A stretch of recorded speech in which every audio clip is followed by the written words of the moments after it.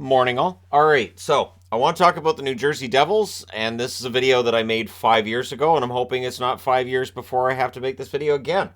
So back in 2018, I did a video, welcome the New Jersey Devils back to the playoffs.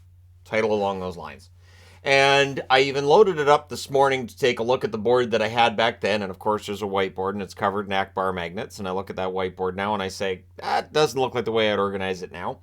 But at any rate, this is the first time in 5 years the New Jersey Devils have made the playoffs. Now, unlike 2018, I think this is more sustainable. And I say that even though back in 2018, if I had said this isn't sustainable, they won't be back for 5 years, there would have been some unsubscribing going on. So the 2017-2018 team finished with a record of 44-29-9, 97 points. They were a wild card team. But the statement then was, getting in the playoffs is what matters. You never know what's going to happen when you make the playoffs. They lost in the first round against Tampa Bay. The one game they won in that series was Game 3. They won that at home 5-2. Expectations are a little higher this time around. 2018 was seen as, well, this is, our first time back and we're kind of happy to be here. And because this is a team that this time around should have home ice advantage in the first round, I think the pressure's a little higher. Plus, star power, a lot of star power. So when we look at the team from 2017-2018 that got to 97 points, Taylor Hall had a remarkable year, 76 games, 39 goals, 54 assists, 93 points. And nobody had a problem with him winning the Hart Trophy that year. Nobody. I stand by that. Will Butcher was pretty good on the blue line too. Remember Will Butcher? 81 games, 5 goals, 39 assists, 44 points. So in that dimly lit video I did 5 years ago in the living room of our townhouse at the time, I talked about everybody on that team and how they'd done and had the whole list of scorers up there.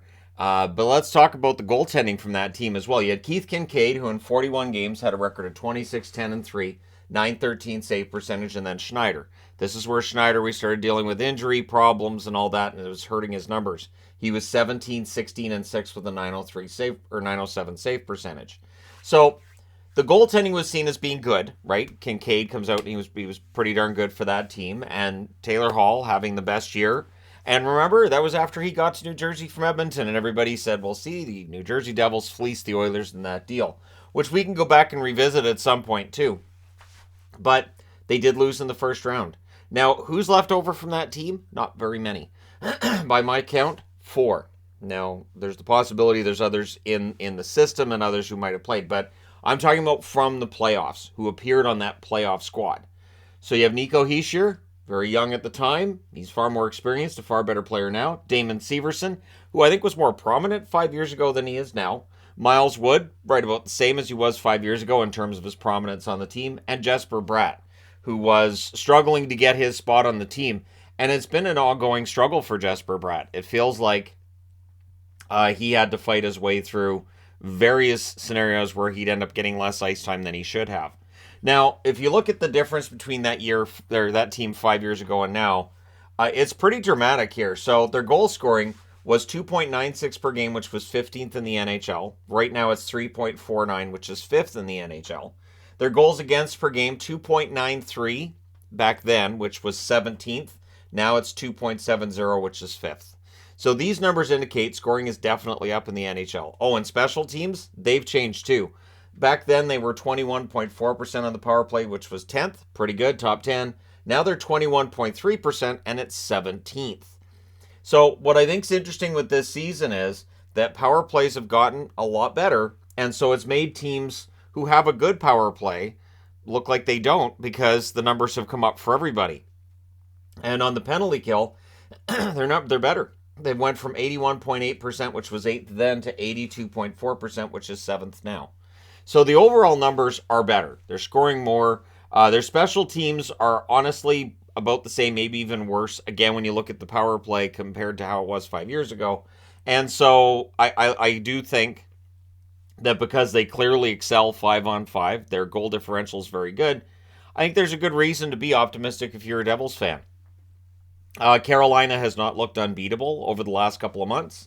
The New York Rangers, very up and down team. Yes, the Rangers may very well win a first round series over New Jersey, but we wouldn't see the overwhelming favorites being the Rangers in that series. I don't believe, and once we get to that series, if that's what ends up happening, I will be doing polls on the channel for all that, of course. But I don't think they're going to be underdogs like they were against Tampa Bay. They were just kind of happy to be there back then, right? So this is their first 100-point season since 2012, and there's still 9 games left in the season for them to acquire more points. And so I think it's important to look back at that season and say, hey, they lost the final that year. Now, 2012 was a unique beast. This was a year that clearly, the career of Marty Brodeur was winding down. And it really felt like the 2012 run was kind of a last hurrah, kind of a we want to win one for Marty kind of thing, right? And then in the final, of course, they ran into an LA Kings team that 2 years later, the New York Rangers would find out not easy to defeat in the Stanley Cup final. But they made the playoffs every year from 1997 till 2010. This was a team that did not miss the playoffs very much. And of course, they missed the playoffs in 1996. But in 1995, they won the Stanley Cup. They won the Cup in 2000 and 2003. One thing we've seen with the Devils this year as well, there's been a lot of talk about the 2003 team. It's been 20 years since that last Stanley Cup. And it feels like there's something different with this Devils squad this time around. When you watch Devils games, you could tell Ken Danico, it's in his voice. He's excited about where the Devils could end up going and what could end up happening. Also worthy of note, from 2003 until 2010, they were first or second in their division every year. Now, they were 5-team divisions for a large part of that, but still, finishing first or second in your division, not too shabby. And so they were favorites, and they were considered to be a contender most of the way through that time period. And then 2011, they fall out of the playoffs. 2012, they go all the way to the final. And between then and now, the only time they've been in the playoffs was 2018. So I thought it was worthy of a video because it is rare that they get here, but it does feel more sustainable. So looking at now, they're 46-19-9 at the time I'm recording this. Through 73 games, they have 100 go 4-4-1 from here, they get 109 points. That is excellent. Even in an era where teams are getting to 100 points, seemingly easier than they did years back. Still, 109 points isn't bad. Jack Hughes is a big difference maker here. Jack Hughes is not going anywhere. Taylor Hall did not last that much longer in New Jersey. Taylor Hall was having a career year in 2017-2018, which he didn't duplicate after. It feels like with Jack Hughes, we're just getting started. So he currently has 40 goals, 46 assists for 86 points in 69 games. He is that legit superstar forward that, and with all due respect to all of the Stanley Cup winning teams, those New Jersey teams were about rolling 4 lines. They had star players, but there wasn't really a Jack Hughes on that team. So if you look at team records, the team record for goals is 48. That was Brian Gionta in 05-06. And points, that was Patrick Elias in 2000-2001 with 96. Both of those totals within range. And so I could see him getting to 97 points. Now with 9 games left, he could get 14 points in 9 games. That's not outside the realm of possibility. He could get to 1,000 points this season. I know, 100. But at any rate, Nico Hischier's right there with him. 72 games, 30 goals, 40 assists, 70 points. So it's been talked about with Nico Hischier that he's going to be a Selke candidate and how good he's going to be defensively and all this. And yet, the advanced stats didn't really show that so much as it has this year. Hischier has finally arrived with that. So if you're a Montreal fan watching this, Nick Suzuki getting into that range as well. And it feels like with Hischier and Suzuki, it's been the same argument of people project where they're going to be versus where they are. And there's that disconnect there. But I think Hischier's there now. Dougie Hamilton has been fantastic, putting up the kind of numbers we haven't seen on this blue line in a long, long time.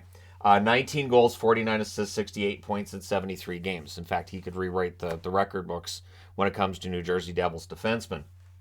Jesper Bratt, 31 goals, 35 assists, 66 points in 73 games. So while in 2018 he made appearances in the playoffs, he's going to be far more prominent in 2023. Dawson Mercer, 73 games, 23 goals, 28 assists, 51 points. He's a very good two-way forward as well. And it feels like with New Jersey, that's part of their identity, is that two-way game. And really, the fact that defensively they have the number 5 goals against in the league, it's impressive, and I'll get to why I find that impressive in a moment here. So you have Tatar, 73 games, 17 goals, 24 assists, 41 points. For this team to get over the hump in the playoffs, they're going to need to rely on their veterans at points as well. It is a completely different beast in the playoffs. You need that veteran leadership to really and truly have a chance come playoff time. Eric Howla, 73 games, 8 goals, 25 assists, 33 points for him. Howla has been solid for them this year. They might want a couple more goals, but really it hasn't hurt them. They're 5th in goals for. It's not necessary. Sharon Govich has had a very up and down year. 67 games, 13 goals, 16 assists, 29 points, but he's been much better lately. And Severson, 72 games, 6 goals, 23 assists, 29 points. Again, feels like he's playing a less prominent role than he did in 2018, which means their defense is better. Their depth on the blue line is better. And Will Butcher's no longer in the National Hockey League. So things have definitely changed over 5 years. Palat, 41 games, 8 goals, 12 assists, 20 points. He's been injured a lot, but when he's in the lineup, Andre Palat has that experience and he has those cup rings. There are players who were with this team back in 2018, like Maroon, like Coleman, who went on and won championships elsewhere, right? St. Louis and Tampa Bay, respectively. Now they've got a guy in Palat that won in Tampa that they've brought in. Timo Meier, 12 games, 4 goals, 2 assists, 6 points. I think over the last couple of games for New Jersey, we've started to see with Meier what he can do and what he's capable of. And I think the numbers are going to get better as we trend towards the playoffs. The one question mark I have is goaltending. I do have that question mark. So you have Vanacek with a 909 save percentage, Blackwood with a 900 save percentage, and Schmid with a 918 save percentage. By the numbers, Schmid's been better. But if you look at the sample size, Vanacek's is the largest, Schmid's is about the smallest, and Blackwood's dealt with injuries on and off for the last 2 years. So Vanacek should be the starter come playoff time, but if you have Vanacek against Sharon Govich, that's going to be used a lot by people predicting who's going to win to say, well, I would take the Rangers here. There will be those who will take the Devils that say, look, this team can roll with anybody, they can score a bunch of goals, and Shesterkin hasn't been, as good this year as last year. We like the Devils. But I still think there would be more people taking the Rangers than the Devils. Be interested to see. Now, of course, again, I don't want to count out New Jersey necessarily catching Carolina and ending up first in the division. They are very, very close to Carolina, and it's still possible that they catch and pass Carolina. There is that possibility. But the question marks with New Jersey don't feel like they're as big a question marks as they were in 2018. And it doesn't feel like this is going to be a one and done. This is a solid young team. This is a young team that's got a lot of their core players, a lot of their really good young players signed to long-term deals. And the ones that are not signed yet, you get the feeling they're going to want to. I always hear like, oh, players won't want to play in this location because of taxes, because of, well, look at the weather you get there and look at this and that. Players will play where they think they can win. And you will have some that say, no, I have other reasons. I know I could win there, but I want to go somewhere else. But New Jersey right now looks like a place you can go to win. So for the Devils, regardless of what happens from here, regardless of how long the run in the playoffs is, when you're building around guys like Hischier, Hughes, Mercer, Bratt up front, you're going to be able to attract free agents to your team like Palat did. You're going to be able to sit down and talk to Timo Meier, and he might sign for less money in New Jersey than what he might have asked for from San Jose, where it looked like San Jose was going to have a long rebuild ahead of them. New Jersey's in a pretty sweet spot. They've got a good blue line. Their goaltending, again, is the question mark I have when it comes to New Jersey. It's not hating, it's just looking at the East and saying the East got some really good goaltending. The West seems to be more wide open when it comes to goaltending than the East. But yeah, for New Jersey, they could be up against it a little bit against Shesterkin and the Rangers in the playoffs. But Jack Hughes is one of the most creative superstar players in the NHL. He might be able to figure that out. So it's been 5 years. Hopefully it's not 5 years before the next time I do a video like this regarding the New Jersey Devils. So there you go. Welcome back to the playoffs, New Jersey, 5 years later. And again, hopefully it's not another 5 years before I do this video again. Let me know your thoughts in the comment section below, as always. Don't forget to hit like and subscribe if you're browsing your way through, you just happened upon this video. Thank you guys so much for watching, for all your support. I will talk to you again soon.